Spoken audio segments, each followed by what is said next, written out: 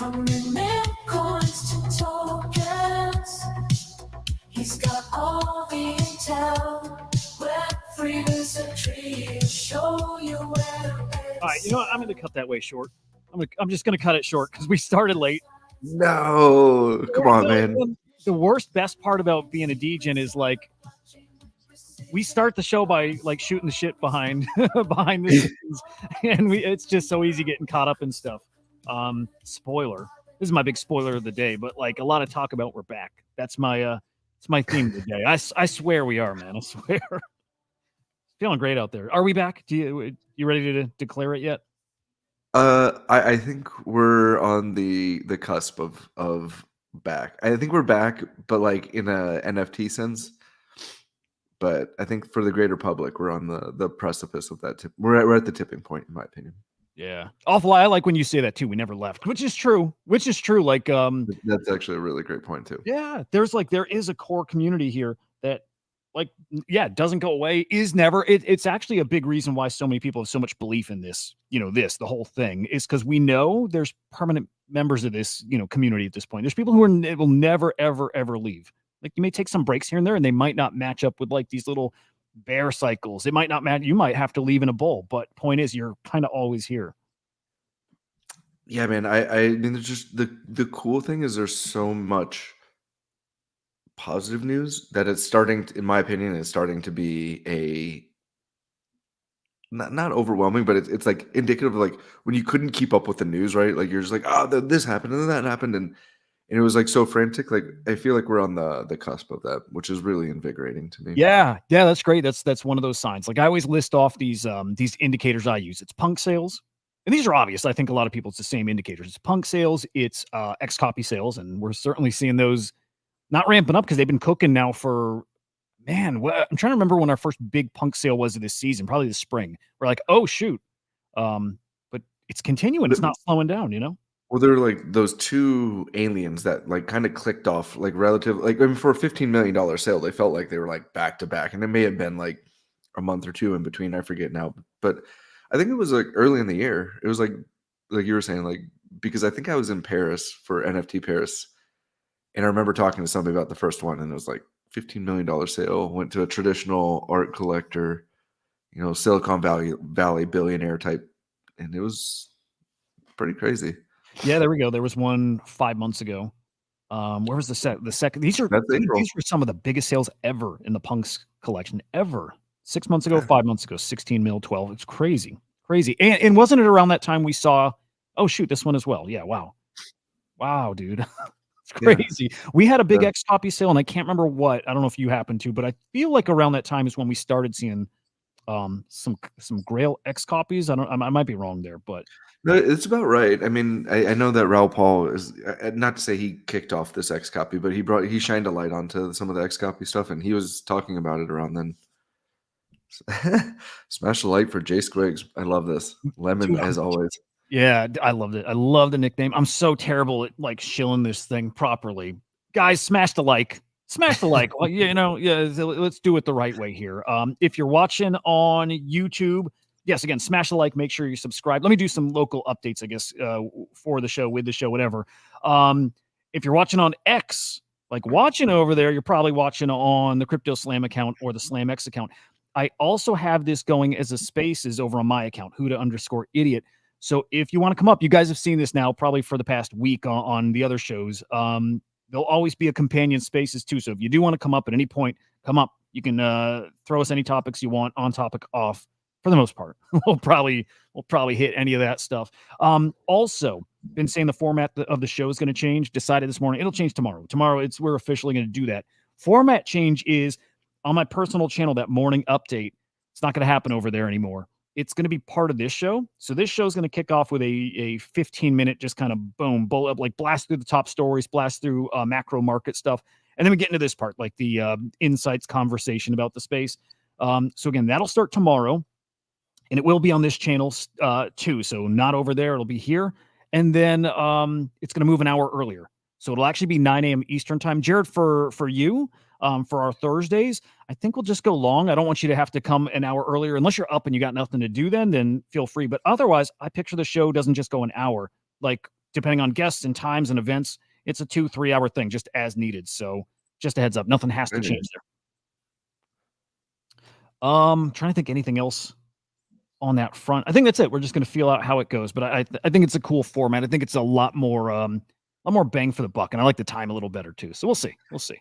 It sounds weird, but I've found like the 1 hour shows, it feels like it takes a little bit of momentum. Like by the time people get on stage and like it kind of like starts to propagate across people's feeds. Like I did my first show on Friday for that weekly art recap, and it was like, by the way, thank you. And it was like, I felt like the momentum picked up after hour one. I don't know. There's something about a 2 hour slot that just makes a lot of sense to me. Agreed. How long did it end up going? Just almost 2 hours. Wow. Yeah, real cool. No, I'm with you. Sometimes, it's just like an energy thing. Sometimes you hit it and it's like, it's like in the zone from the start. But regardless, it's like people in time zones, especially the early shows, and late ones too, because of people's work schedules and whatever. But in the morning, you're at the mercy of when people are awake. And there's a lot of shows out there that have a good, faithful audience. And some people are just, that's their thing. So yeah, the longer you're there, it's just kind of simple, the better. And I think the easier your chance to get in that groove. So yeah, I think we'll get in a groove that way too. And the spaces, I guess the spaces brings that other thing I think you were mentioning before too. I don't remember if we were live when you were saying it, but a different kind of audience can tune in. Like it's a little more casual. You can like just kind of put your earbud in, have it in your pocket, go do chores, go get some work done. And you don't have to be like kind of watching. So yeah, as a content creator, it's always kind of interesting when you're like, come on up on stage, and like nobody like comes up on stage. At least for me, I'm like, does nobody want to interact? And then I'm a listener. And people are like, come up on stage. I'm like, I'd love to, but I'm multitasking or doing something. So it's like really funny. And it's fun to listen. Like, man, it's like my background thing. I always have like YouTube in the background. Like even if it's video stuff, I'm not looking. It's just on in the background when I'm doing anything. And Spaces, same thing. It's great background noise, and because you get to like learn at the same time you're doing stuff. So yeah, and it's like even if you just pick up like one or two things that you maybe didn't know, or like I listened to a lot of your stuff, and it was like it's always like, oh, interesting. Never thought of it that way. Yeah, that's cool. I always like when people are here in the space, pick up anything from any of that stuff. So that's cool. All right, let's hit some big art sales, and I hope you can catch me up to on anything I've missed. I'm sure there's plenty, but this was this morning. Didn't get picked up by the XCOPY sales bot, I don't think, because I'm guessing maybe it was a private sale, but big sale for a piece called Mortal, an edition of 10, and this one's selling for 220 ETH, $520,000. Big sale. What's the story with this one?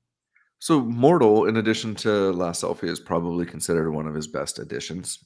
And I think the DoomDAO or some of these other people have commented about it, but I mean, the commentary on DoomDAO is so this Punk 4945 has been just like gobbling up XCOPY. I mean, like any sort of XCOPY you can possibly think of, from the one that sold earlier for 280 ETH was him also. I mean, look at this.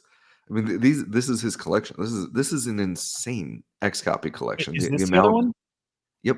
Okay. So he picked up. Wow. So what's really interesting to me is that some of these, I'll call them more widely desired editions, are selling for as much as one-on-ones. And so Last Selfie and Mortal are probably the two most notable ones. And if you pull it up, it's actually, I've never seen this until you just had it up and it like glitched for a little bit. But you can tell he's like in jail. He's like shaking it. It's like very visceral, for lack of better terms. But what's really cool is I never noticed that on his knuckles it says "You die." Oh shit! Right? So I didn't catch that either. I've never seen that either until just now when it like glitched out like that. I was like, "What?" That's and awesome. I think that like, so this is like one of those like super emotional ones. But like in here it talks about after an intense 6-month hunt, meaning, and this is kind of what we talked about last week, which is these additions, these more highly desirable, lower, quantity additions, 5 to 10, sometimes even 20, are getting locked up and they're not coming to market. I forget who. I think it was Jedi Wolf, who's like an amazing XCOPY collector in his own right, like had a commentary about this, how these additions are going to become very, very hard to acquire because they're going to diamond hands. And it's the observation that I've had too, is it's going to be really difficult. But it's tough for like I don't know about, I won't speak for you, but it's tough for like me.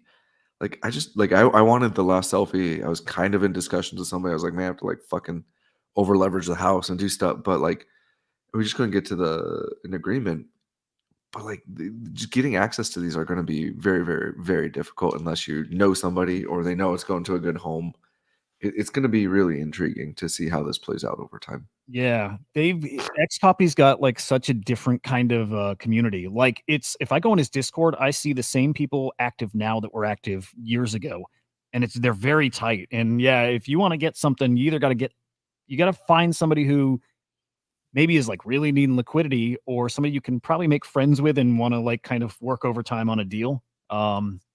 They're Well, hard. I mean, Discoverability is tricky too. Like I said, I keep seeing pieces I didn't know existed.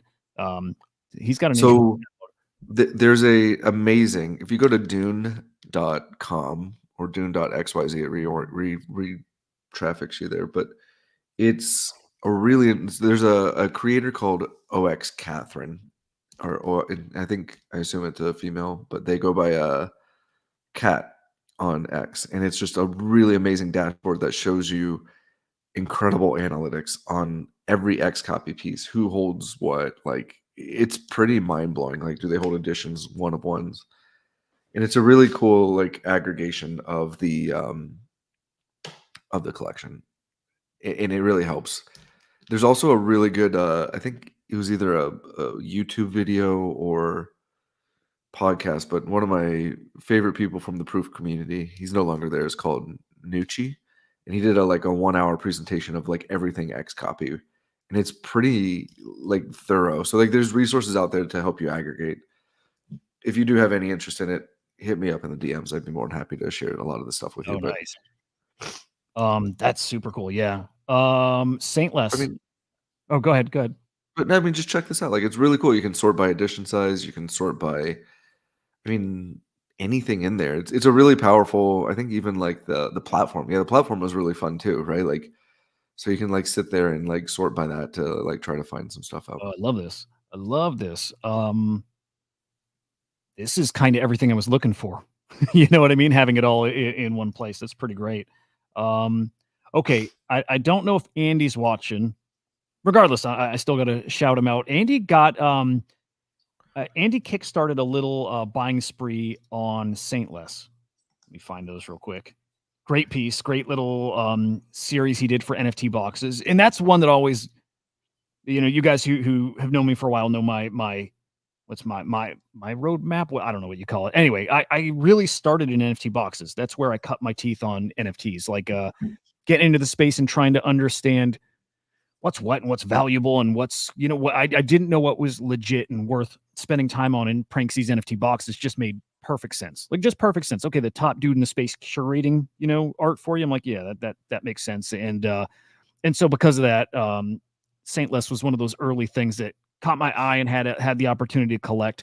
Anyway, XCOPY had always said, or he at least teased back in the day, that maybe there would be something that happens here if you have the whole set. And that's something most people, they probably didn't hear because it was mentioned like once. Maybe he tweeted it. Maybe it was mentioned in Discord a couple times, but for the most part, it was kind of buried. It was quiet. And so Andy in his Discord earlier in the week asked him about it. And XCOPY referenced the previous comments about it. People saw. Sales started ripping quite a bit with Saintless. So it was great seeing those come across the feed. But I love that he does that, man. I think at this point, the only XCOPY I have is probably Max Payne. I can't remember if my brother and I own the voxel asset he made for Sandbox. I think we might have. Dope. Which is really cool. That's actually pretty dope if you do have some of those. Those are like pretty rare, honestly. And like I know that they're gonna become like these little artifacts of the past, but I think they're gonna be really awesome. Like niche at this point, but I think it will be something that you could extrapolate to for wide acceptance later on. Yeah, and similar to like his POAP.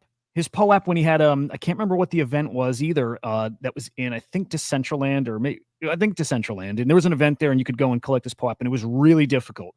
There was a lot of traffic, and I think it was a limited edition piece to it. Again, I could be a little wrong on that, but I just remember being there and like mashing the button trying to get it. So I'm happy to have that. Yeah, most of the other stuff, no exposure. Yeah, so the XCOPY is a little bit of a sore topic for me because similar to like a Meridian by Matt Delorier, like the universe just doesn't want me to have some. Like I've put bids on them. I've tried like grifters. I don't know. Like when they first came out, I was obsessed with them, and I was like bidding on them. Like there was a couple that went to auction for like charity, and it was like something silly. Like I had only loaded 8 ETH to my wallet only, and it was like, but everything would sell for like 8.1, Oh, 8.2, and it was just like the bane of my existence. And then like the one that I wasn't focusing on sold for 6.2, and I was like, fuck, like. So I've been like chasing them ever since, and it's just it's like one of those overthinking things. But speaking of sets, I want to go back to this concept of sets, because a little bit of a humble brag is I completed my ACK set this week for a color study, and I think or the Great Color Study is the official name, and I think it's a really interesting concept that for me and with 8NAP I'm really trying to wrap my head around, is this concept of uh set collecting and what I call the Achilles heel of a set, right? Like, so of like the Doomed is up on screen, but like even with Saintless, like not every single one has the same quantity, right? And so you're able to like really kind of empower these like really great collectors by creating an Achilles heel, a lower quantity edition, but still scale a set to allow others for access to it. And then like the not that you have to promise future utility, but the ability to then kind of gate access to a future utility through the set collection is something I'm extremely fascinated with. Like X is talking about it. I'm not saying ACK is doing it, but it's like I kind of have like this like intuition thing that like, yeah, this might be something. I think it's dope art. I love it. And I'm collecting it for my vault anyways. But even Glitch Marfa did it with their every 30 days posters, and I thought that was really, really intriguing, is like when you can kind of like gate access to something based on this like evangelizing the collectors. It's just something really cool to me. Yeah, like it makes me I don't want to say it makes me appreciate the art a little deeper, because that's not it, but maybe it's the artist knowing that they get this space and they get the spirit of it, and what the tech really allows. So something about that adds, it's charming. Something like that just adds to the experience. So I always appreciate that. It's self-selection to me, right? Like this is in order for me to get this set. Like I finally bought the last one, which was the Achilles heel outright, because my weeths weren't hitting for like the past 3 or 4 weeks. But like it's a self-selection. Like the people who are going to collect a set are the people who are invested, not only financially but like emotionally. And I think that like creating that core group of collectors is a very underrated approach to the space right now. Yeah. By the way, okay, never mind. I was going to ask where I could see this. I'm not super familiar with the collection. I've seen it before, but didn't know kind of the depth of it. Man, oh man, dude. Some of these are dope. Oh wow. So you have 10 of these, like, and that's the, like, this is not one piece here. This is correct. They're 10 individual pieces for the full set. So the second from the bottom on the left, it's the brick palette is the rarest. So that's kind of the Achilles heel. And then some of them, the middle on the right is the asphalt palette, and I actually really think that one's dope. I think there's 203 of the brick, but there's like 400 and something of the asphalt. So like I think the floor on it's like 0.18. You can usually weave them around 0.15. So they're pretty accessible. I think I just really like them, and on a large screen they present very well. Yeah. By the way, little optical illusion thing going on, like here in the middle of all that. I don't know if you get that effect, but little like black dots that show there. These are really, really cool. By the way, ACK is awesome. What's that piece you dropped? It might have been last year. Yeah, I don't think it was early this year. That Worthy collection, the physical glitched, is bonkers. So good. There's a guy in Collector's Corner who collected one of the pieces and super stoked with it. I think just to me, and the reason why I collected this set was like there's two, like minimum 200 of each piece. So it's like nice, widely accessible, if you're going to collect a set of 10. But there's also like, I was collecting before Canvas bought his 1-of-1 ACK PFP a couple weeks ago. But seeing these elite collectors like jump in, it almost is like a little bit of foresight into like I think where things could be going with like I saw it kind of like the momentum building with X, and I'm not saying that this is gonna ACK is gonna have the same, but there's a lot of attention here, and I think that matters on a long enough timeline. Yeah. And it's just really dope art. I mean, Yeah. it's on brand with his skull, right? There's something limited about it. Like I like my personal favorite. I'm not a big yellow fan, but my personal favorite is the yellow. I mean, it just pops, and it Huh. pops like all the right ways. And then Where can you see probably the originals of these? what's that? What marketplace or what platform can we see the originals of these on? I'm just curious if some of the glitch That's is a great just like question. Twitter I don't confusion or know. okay. I'd have to look it up. Here I They am are- shilling my own bags, and I can't even tell you the place of origin. Well, that's an interesting thing that's coming about too, is just learning like the real history of these pieces. Again, with XCOPY and all these editions that are coming up, and I don't know where they came from. Was it known origin or super rare or what? Is it a platform that isn't going to exist soon? And what are the implications of that? Like we just saw with that punk that was stolen. Dude. I mean, there's some interesting stuff to consider with these things. Yeah. We'll It's have to get into that a little bit. we need to. That's like an incredible story.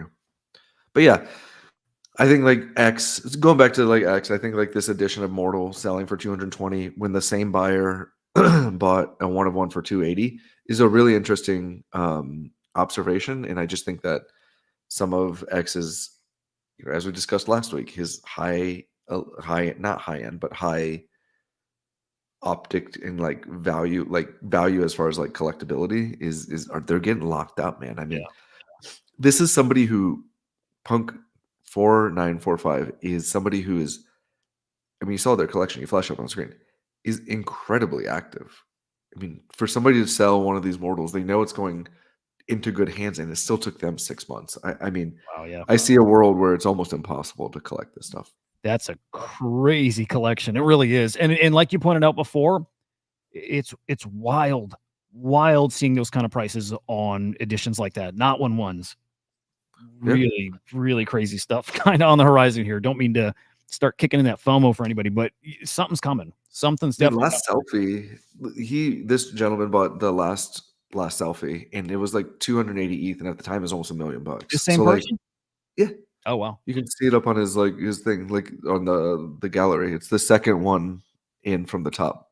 Oh, It's my favorite XCOPY piece. Like it's by far one of his most, I mean, iconic editions. Like obviously he has some one of ones that are more iconic, but they're just, and I know almost all 10 of the holders. They're impossible to pry out of their hands. Wow, that's crazy. Wow, he's got a great punk too. Yeah, killer Yeah. collection. Good stuff. You let me think here. I want to show a couple quick little art bits that caught my attention. And then you shared a little alpha beforehand. If you want to share it here, you don't have to. No, I will. I look. Again, I hate to just be like pumping my bags, but I follow some of the stuff. There's a project called Align Draw, ALIGN Draw, and it was released on Fellowship. See there, I know the origins there, and it's a really interesting thing because this Elmon was, I believe, an MIT PhD student, and he did the first ever text to image in, I think, his PhD research. And it was done in 2015, so prior to NFTs and some other stuff. So there's a whole debate on whether or not like it's legit NFT art, but it got documented on the blockchain with the artist's permission. But and we can go into that. We can talk about the theoretical nature of that. I have my position. My bags, full disclosure, are oriented towards this project.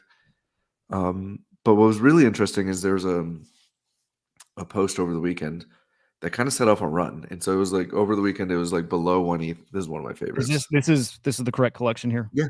Okay. I mean, it's like you have to remember this is the first collection of text to image, so like it's very pixelated. It's like, but it's like it's something that's like documenting this like really interesting period of time. And my belief is AI is going to be in our future, so this is like really documenting something that could be. And I like the fact that they like went back and they're documenting it on the blockchain. They're creating the immutability and documenting this so it doesn't get lost in time. So it's a really fun dynamic in that sense. But the individual who sold the ape and zombie last week has been rotating into this project and almost ruthlessly. And there was a really great, I'll have to find it.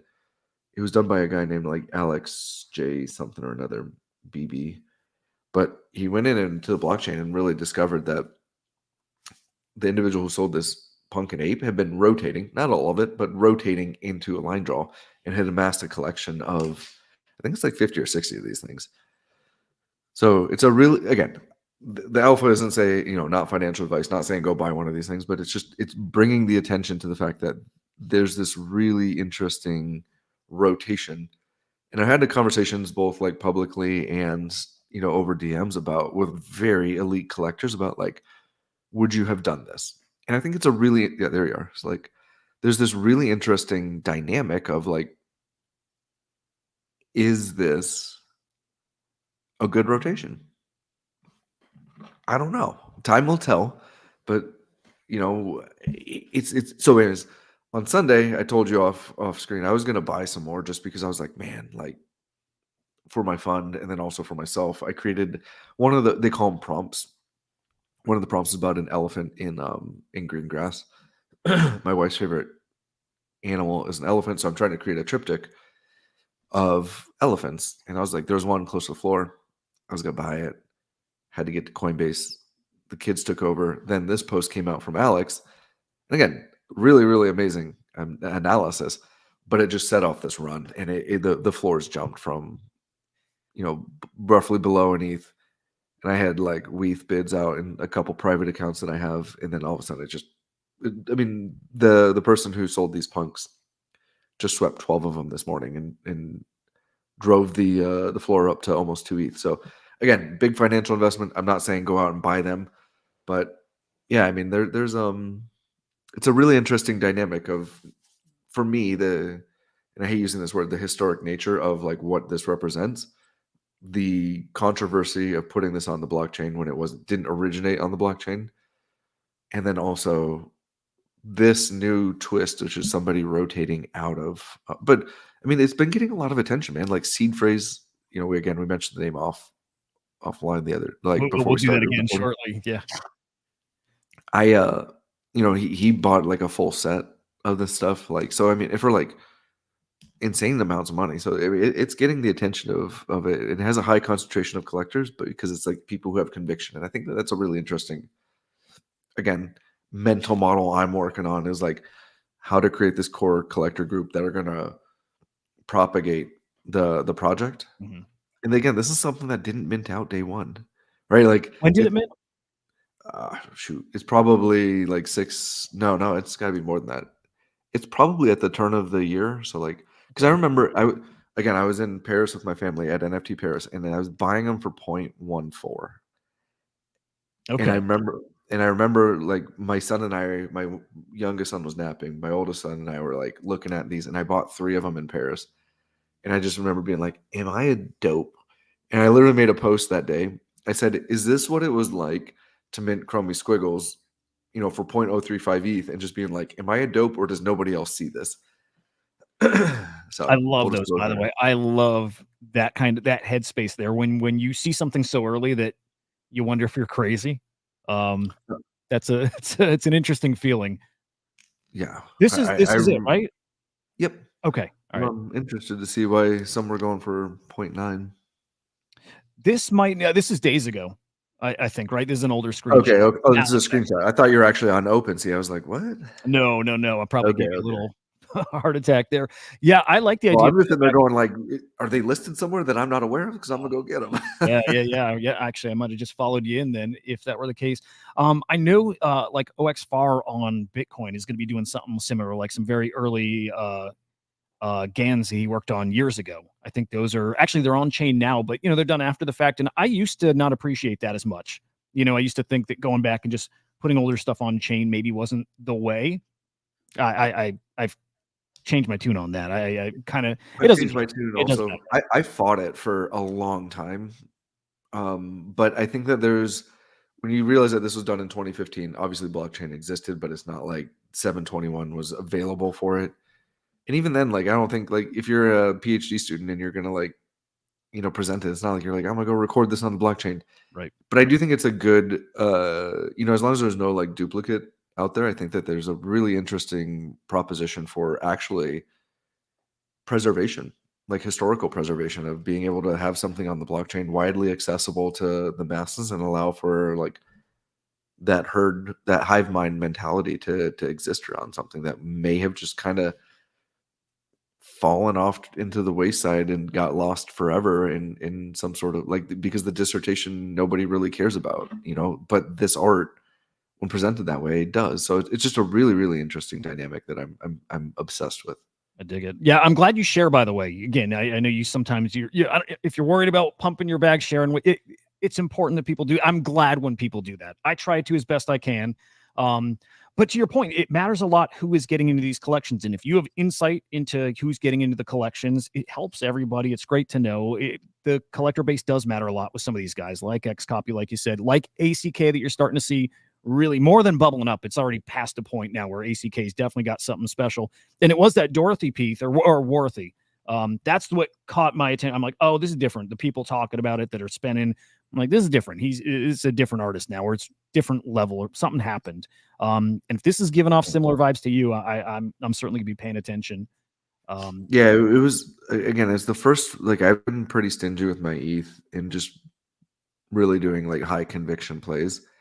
And the more I was looking at this, it was like Fellowship as a platform, in my opinion, is doing phenomenal work. I mean, like, and they brought this to, I think it was like, I forget the actual show, but it was like it wasn't Basel, but it was like, it was some photography focused show. And it was like the way, I mean, they're open about it. They spend hundreds of thousands of dollars to like get this Oh wow. like properly mounted and like an exhibit. So, kudos to them for having the conviction in this, and then for it to not mint out. Like, I can only imagine, like, but the brains behind Fellowship are just next level. They've been working with Nice Aunties, I think. Is that right? Yeah, the Antiverse was on Fellowship. I mean, Reworld from Rope was on Fellowship. They've been doing amazing partnerships, honestly. Like Nice Aunties is like at the top of something I have to collect at some point. Just something about her work is a little bit of alpha there too. I was just in Collector's Corner Premium. I put this in there. I was like, I think you're in for like a face melting run in Nice Aunties, because if you go look at the floor, there's like 5 or 6. I'm gonna pull it up. There's like 5 or 6 like at the floor that are like kind of that black and white palette. Not a lot of people are like jumping all over those, but I mean, so yeah, there's 4 at the floor there at 0.888. oh wow. But then once those 4 go, there's one colored one at 0.98, and then it jumps to 1.39, 1.49, 1.55, 1.552. So literally 8-9 sales, and you're at a 2 ETH floor. Nice Aunties gives me like people vibe in the right way to put it, but it's bizarre. And also it crosses over to mainstream because, AI is still foreign to people, but they hear about it. They're curious. They're seeing this bizarre stuff coming from AI. It's very, it captures people's attention. Nice Aunties has already really started doing that outside of Web3. So it's just phenomenal. Dude, I call it's like the perfect, like, I think Rope captured this with Rope Renisa with Life in West America. It's realistic enough that you relate to it, but it's augmented enough that it's not reality, and it's got this perfect blend, in my opinion, of like, hey, I'm gonna play this one. Okay, if you talk, you'll get an echo, so just a heads up, because I'm gonna turn that setting off. But the audio is a big part of these too, and I love that she learned to edit.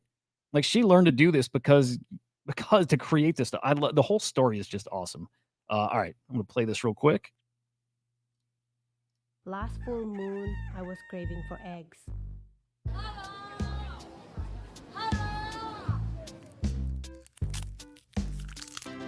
What? Oh my. Aunties.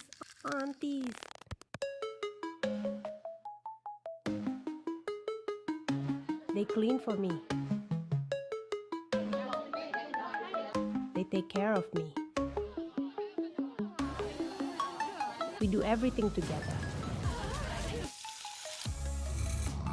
They get along with my cat and frog assistant. My friends are so jealous. And then one day, as quickly as they came, they left. I never found those eggs again.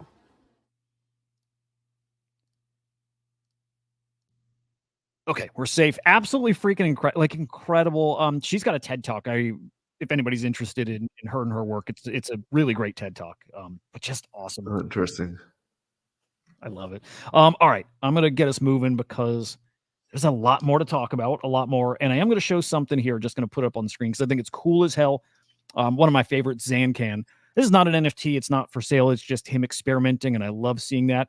And I never considered his work. He plots his work. I love it. It introduced me to plotting. Really cool. But I never pictured what these could look like sewn. Or what is there a term for that? I'm being stupid right now, but that's awesome. Almost like tapestry. I don't know. There we go. Tapestry. I'm with you. These in that format. Oh my goodness. Like as soon as I saw this, I'm like, oh my God, why didn't anybody think of this earlier? I'm sure others are doing it, but Zancan's work, I think, lends itself to this. In his Discord, he dropped a couple other WIPs, like really, really cool looking stuff. I'm gonna poke him. I want to see. He's got some final editions he's done that he's, again, not looking to sell or anything, but I want to see him. I think there's something special about this with his work. Really cool. Well, I've always loved the physicals. I think with like carbon capture, why am I drawing a blank? Before it was called carbon capture. It was an NFT NYC, not this year, but last year. I was at his like VIP event for the physicals. Why am I drawing a blank on the gallery? That part of Lush Temples. I remember it was something in NYC, and there was he had some 1/1s. He had those editions of 100 for each day. It was really cool stuff. Really cool, dude. And like my whole thing was like it was cool because like there was these like unique physicals associated with some of the first mints. I don't know, man. It was just it was really like I respect what he's doing. I respect that like everything's distinctly Zancan. Yeah. And again, most people don't realize there's some really attractive entry points for Zancan too. Big time, Tezos. It's affordable. He's got so many editions at this point, which is great. Over on Base, I mean, just massive collections over there. He's just a special artist. I have I definitely want to get some plots of his. I have one print from one of probably my favorite piece of his. It was Generative Springtime. I think 02 is the title, but it was actually his first. It was his first. What's the way to put it? It was his first time implementing the code that he used. That's kind of the base of everything now. It's a black and white edition of 100. But I got that printed. It always sits over there, and I love it. And I want to put it up right in front of me here. But his stuff's just awesome. It really whatever it is, it just speaks to me. So this got me excited. So I'm torn because I have like for the fund, I have a garden monument like there, and I wanted to get that printed. There's again, I don't like I'm so rusty on my Tezos art, but there was a platform where he released some of the editions, and so I collected a whole set of those editions. But they were like, I mean, again, they're affordable. Like Tezos art's like down bad, but it's like 50 or less Tez for some of these, and they're like really amazing pieces. Man, absolutely. All right, well, we got time. We got to get into this. There's a lot of CryptoPunk stuff to talk about. This specifically here. And then we're going to talk V1 punks because we both love them. I think a lot of you guys watching also love them. But here we go. This was the big story yesterday. An incredible 8 punk, one of which, not this guy here, but one of these sold a couple of weeks ago for what, $1.5-ish million. Like really, these are not cheap. They're some of the rarest in the collection. The 8 punks, really, really desirable. This one sold for 10 ETH yesterday. Are you familiar with the story of how it sold? Yeah, I don't think sold is like I think we should finger quote sold. Yes. Yeah, anybody who doesn't know at this point, I was thinking about this earlier, by the way. I do so many shows and I'm like, well, this happened yesterday. Everyone's heard it at this point. It's funny that something this big and this like new is kind of almost stale, the story at this point, but some of you might not know what happened. The TLDR, this ape was fractionalized on a platform called like Niftex, Niftex, something like that. Site is no longer up. In fact, I went there this morning. It redirects to Kraken. But the NFTs there, again, this fractionalized ape, they still exist. They still have a smart contract associated that is live. And somebody got the big brain idea of, it's fractionalized into 10,000 pieces. What if I maybe through the contract send an offer to buy this thing? The rules on the platform is if somebody throws an offer, the holders of the fractionalized pieces have 14 days to accept it or decline it. And I think maybe people didn't get a notification about it. So the 14 days pass, this sells. There was a little more news, though, that G Money, who owns 8% of this. 8% of Yeah. this. He did know that that offer came through. He went to the contract, got some help, and actually did try to decline it. And he thought he was safe, and then he sees the sale go through. So it went through. He did not decline it in the very, very specific way that the contract required, which kind of sucks. And that gets into a gray area with it. But that's the story of this piece. That's how it sold for 10 ETH. I think he offered 0.001 ETH per share, something like that. And boom, there you go. A 10 ETH sale on a punk that right now has a 600 ETH offer, like live. So what a story. What a story. I think this just shows you, like, dude, the theme of last week, right? You know, of being early, like this fractionalized CryptoPunk. So it was like, it was early, and then the platform went defunct. It's still up, but the beautiful, like, to me, the silver lining is like the blockchain's immutable. So like, it was there. Somebody figured it out. Now, is that devious? Is it shady? Absolutely. You know, I don't necessarily have an opinion because I'm not financially impacted too much, but like, this is incredible that somebody was able to go onto the blockchain, figure it out. I just think that, and to some degree, it's going to have this lore about it moving forward, that it's going to be like the tainted ape. Because I think the way the rarity goes is it's like zombies, apes, or sorry, aliens, apes, zombies. So I mean, and again, the sale you mentioned a week or two ago for 1.5 million. It's not like these are highly desirable. So being able to get one, I mean, it's highway robbery. I just think it's a disservice to those who had invested and been holding on to it. Like, yes, it's like, my opinion is like, yes, it was on the blockchain. Anybody could have done it. One individual did do it, but man, to like do it for like 0.0 or like whatever it was to snag it for 10 ETH, like that's it's shady at best. And Well, it's let's show why. Why maybe it's a little shady, because like we all assume that there's a lot of PvP here, right? It's what we're told, and it is a piece of the space, to a degree. But this one was a little more interesting. It's like a little more nuanced. And mentioning again, G Money thought he went in and saved it. Yeah. And he did the correct transaction. He did not get the correct amount of gas. He was off by like, I mean, you can see it right here. This, like, it was the difference of a number one somewhere, you know, in this string. I mean, look at it. It's like 0.0000. I mean, the amount of zeros in there, ETH off, right? Like That far off. What? Probably a fraction of a cent. dude, not even a fraction. I mean, this is like a minuscule amount of a cent. Like, It's a bummer. yeah.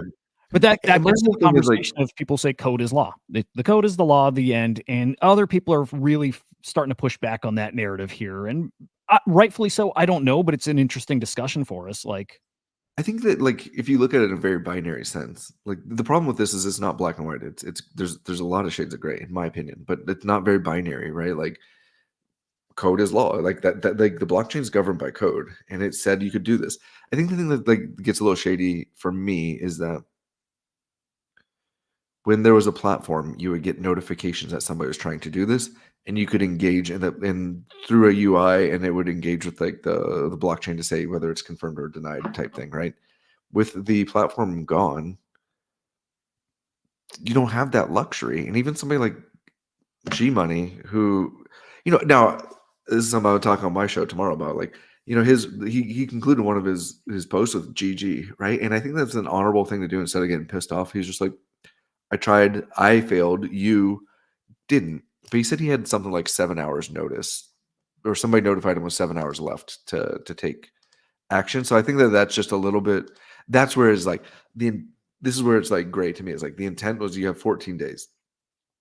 You know, this individual who called the contract got in there, and it didn't, like, even though the 14 days were honored because the clock started ticking, there's nothing there to notify the people or the original investors. And so that 14 days was now all of a sudden condensed down to 7 hours or whatever it was for G.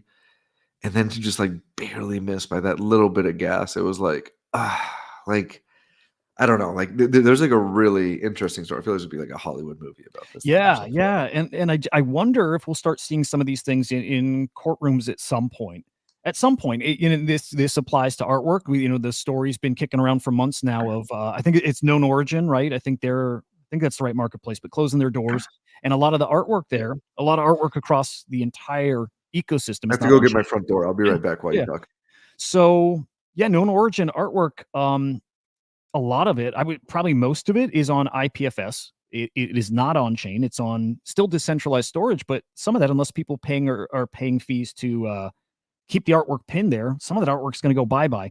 And I think it goes a little deeper with known origin in that some of the artwork is stored on IPFS in an old way that is really, really hard to keep updated, to keep that artwork still pinned. So we're going to see probably some very expensive pieces, NFTs with artwork attached to it, that the art goes bye-bye.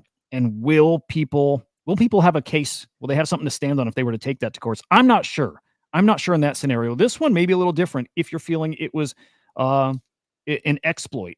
And if you feel like the platform should have been there to protect your investment, if you look at it like that. That also gets into a whole other conversation in that I know here in the States, the SEC certainly considers fractionalized assets an investment. So that makes this one a little trickier, but it's a separate conversation. I still wonder at what point is the platform responsible for this. Well, then you get into this like concept of like, are they responsible? Sure, but are they like, you know, filed like closed shops, like properly closed their doors, like no more business, like the EIN is now like shut. Like if there's no entity, or did somebody just like lazy and say, oh, we ran out of money, we're not paying for? I don't know, man. It's like a really it's a really Lemon's awesome. We Uh, will show the show. Absolutely. yeah, it's just it's a really, really like I said, there's a lot of gray areas. And then like I'm gonna like play on some like sort of moral strings here. It's like if you did get that for 10 ETH, like can you look yourself in the mirror knowing you just fleeced all these people and be like, yeah, I'm in the right? Like code is law. Like even if that is code is law type thing, which I stand by, I just don't know if it was me. I could look myself in the mirror and be like, good job, I got an ape for 10 ETH. Like I don't I can know, only man. stomach it. Well, hard to stomach. I could never do it publicly. It would have to be a completely anonymous account. And the fact that I got to be in that headspace to do something like that tells you it's probably not kosher. Like, probably not. Yeah, and I think that again, this is what's like really intriguing to me is like there's a lot of like as we're growing, and like the rosy side to this is as we're growing as a community, we start to understand like how to protect some of our assets. It's just like there's malicious scam links. In the 90s, it was like emails like Zimbabwean prince wants to send me your bank account. Now it's a little bit it's just interesting, and I think that while very painful, it reminds us, at least the takeaway I have, not full disclosure, I wasn't invested in this, but like the takeaway is like protect your assets, know where they're at, and know the rules of engagement, right? Like I just think that it's important to connect with that because man, it's a harsh world out there. Risky business. It's a symptom of this space really being so young. It is.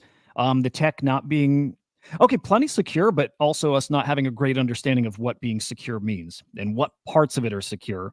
And it is interesting that we're seeing some of this stuff fixed as we're innovating and building and evolving. I saw that with I think it was Saigar and tweeting about the abstract chain and how there's things you're going to be able to set up these temporary keys where you can set rules like this application or this platform has access to this wallet for this amount of time and this much ETH it can go ahead and trade. And that thought process I can apply to stuff like this where you'll set up rules like different layers of protection for things. But it is stuff people are actively building now, and usually they build it after something like this happens. They see what the hole is and then they build out solutions that get baked into this space. So in the long run, it's going to be great, but short term, you got to be very careful, especially if you have expensive assets, especially then.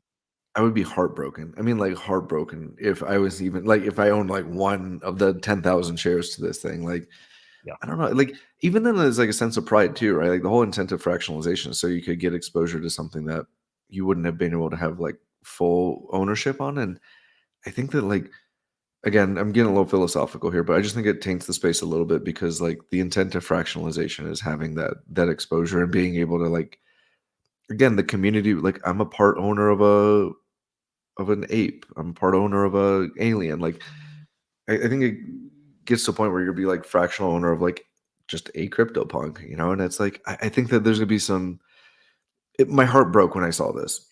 And then when I started reading all the stuff about G Money, his 8% stake going, I was like, and the fact that he was trying, I saw his post too that says like emergency, need like best of the best devs, like attention ASAP, like hit me up in the DMs. And I was like, oh, this is weird. Like what's his emergency? And then to see this happen and him like completely recounted, I was like, oof. Yeah. Saddened. Wild story. You said tomorrow you're talking about this? I will. It's gonna be one of the stories I talk about. So thank you Lemon and thank you Hudah for the space, but I haven't posted it on X for the spaces yet. Life's busy, but every Friday at 4 p.m. Eastern, I'm gonna have a weekly art recap show. And I already forgot what the name of their Art Pulse Weekly, and I'm have rotating hosts. So like last week was the first one. RD Roger Dickerman was the first co-host. Astom's gonna be this one, and then Stephen Miller's gonna be the next one. The fourth I have open for like rotating hosts, but my intent here is to not only recap the art market, kind of like what we're doing now, but go in depth. But it's also with the intent of having these rotating hosts is to get different perspectives. Like I think RD brings something that's different from Aston, who's different from Steven, who's gonna be different from rotating host X. And I think that there's such something, as we're heating up. I mean, honestly, like Collector's Corner doesn't do many podcasts anymore, but man, I just really enjoyed the weekly updates. Like it kept me in touch with it, and it's just getting cool people into one space to talk about like what happened with the art, and even just do this like an open dialogue about it. Like I don't know. And then this show inspired me. I was like, you know what? Let's just do our own thing, man. Like let's have fun with it. So here we are. People want to hear it. It helps them stay plugged in. It's man, it's a win-win all around. So GG's. Yeah, when you have the link for that, feel free, like DM it to me. I'll push it out there. And tomorrow I'll certainly mention it too, just to remind people. But I'll be tuning in. Yeah, I'm excited, dude. The final sentiment statement for me is I think, the theme of last week was there's a such thing as being too early. I think we're early in the art stage, but was it Random Dog or Jedi Wolf? One of the two posted yesterday about a tidal wave coming. And I see it, man. Like I truly see it in, I'll say, the greater NFT space. My particular passion happens to be in art, but I think we're in a really interesting space where with an entrance of liquidity, we're going to see some really, really crazy stuff, man. I'm convinced of it. Like looking at the nice aunties floor for Auntie-verse, like, I mean, come on. Looking at what's happening with the line draw, to just have somebody rotate out of one thing into another and what it does, like, I don't know. Yeah, I agree with you, man. Yeah, if there were a 600 option, I mean, 700 out of all those choices. Yeah, 700. It's a nice. Interesting that 100's getting so much attention. Nothing's real here, I think, right? Yeah.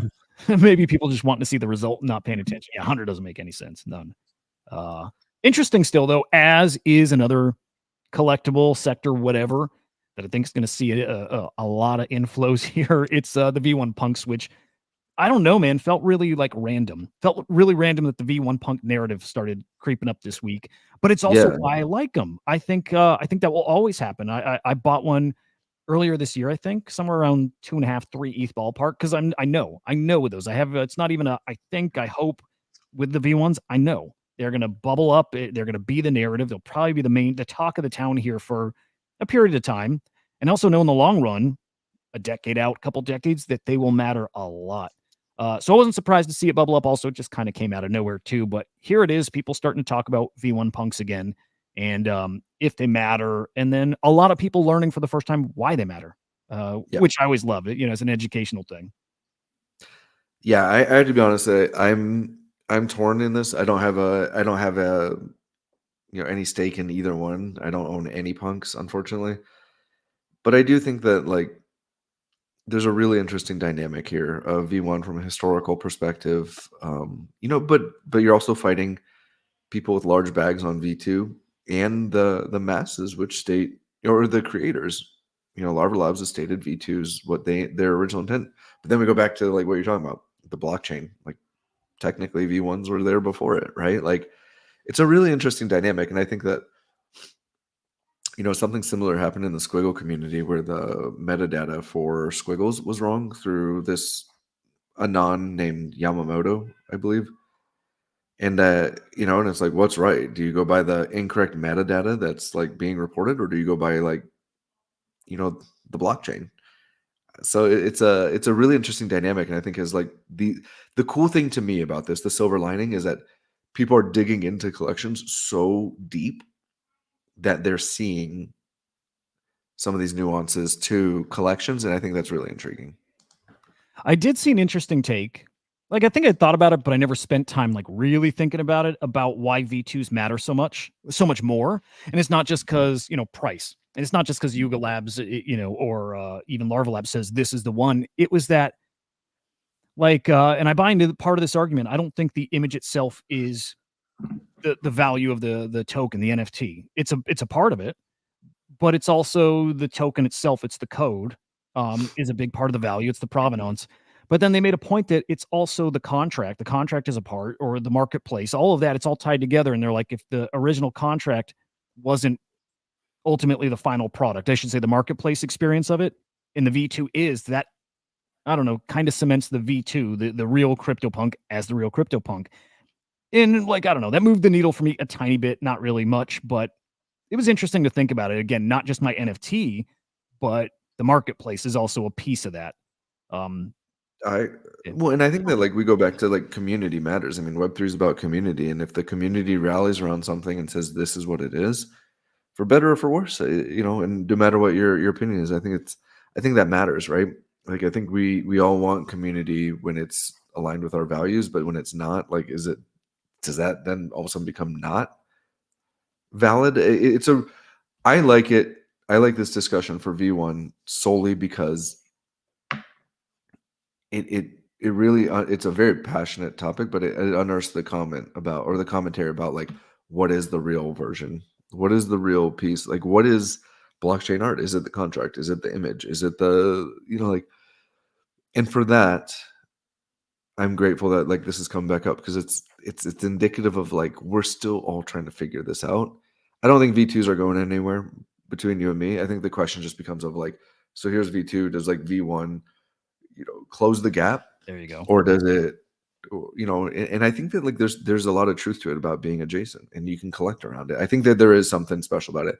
I was really encouraged to hear you say something about like, you know, the 10, 20, 30 year timeline. I think that that's the proper perspective if you're investing in a V1 or if you just like it, right? Like, I mean, but yeah, Seed Phrase he came out and he's pretty, Not a fan, huh? No. he's vocal. Dude, but here's the thing is like, the thing I love about Web3 is like you have to have discourse and discussion, right? Like I won't get into I'll tell you some stuff offline, but like free opinions and like being able to work through this, that's the hive mind, and that's what Web3 is all about. It's about airing out your perspective. And just like you said, is like maybe somebody has a perspective that makes you go, oh wow, I hadn't thought of it that way. This is what this is intended to be. And like I actually like him or not, like his opinion or not, I just appreciate Seed Phrase digging his heels in as much as he is because he's trying to communicate his perspective. And then the community will validate or invalidate it. And that's it, right? Like then you move on. And I just think that there's something very utopian about that, where we can all come out, we can have an honest discord or discussion, and like, you know, maybe you don't solve any problems. Maybe you do, probably not, but like at least you get it out there, and we can all walk away with a little bit more insight. It brings me back to the we're back narrative. It does. Like I mentioned this morning, we're back again. It doesn't always equal sales volume that just like melts your brain. It doesn't always equal that. Sometimes it equals what people are doing in the space and what they're talking about. And when people are starting to get into the nitty gritty and start to talk about the tech in a fun way again, right, to help define what it is that we're actually even doing here. That happens when we're back. You don't see those conversations when this stuff, you know, isn't mattering. And the same applies to, well, I saw another example of that. Somebody's out there, some madman is out there putting like these vanity addresses on transactions. I've never seen this before, but you can get a transaction out there, and if you're quick enough, go back and actually assign like an ENS type name, like a cosmetic name to the transaction itself. So crazy. The fact that somebody's doing that, it shows me people are here and they're having fun. They're just having fun, and that's part of the we're back story. So just I'm feeling it. feeling. We're And back. look, it wasn't me, but I remember people like playing around, like sending Bitcoin between like different wallets when Bitcoin was like $10, like burning Bitcoin like it was like nobody's business, just to like understand the chain, right? And I think that's what's encouraging to me is when you prompt people to dig deeper, and that level of curiosity creates enthusiasts and evangelists, and that I think wins in the long term. And that's why I'm encouraged by this V1 V2 is like it's prompting discussion. I don't have an opinion on it. I'm not saying somebody's right. I'm not saying somebody's wrong. I just love the engagement, man. Like it's cool to prompt that discussion. Man, that's the W take it, I think, from this whole thing. It's just it's just us talking about it. That's the W. Yeah.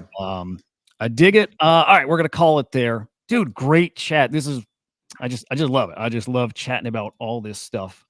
Sometimes it's silly, and sometimes it's silly and can matter a lot at the same time. I think it's that today. I dig it. I'm really encouraged, and thank you as always for having me on. I'm just like I could talk art for hours, and having somebody who appreciates the great conversation is just it's always encouraging to me. So thank you. Yeah. Well, thank you.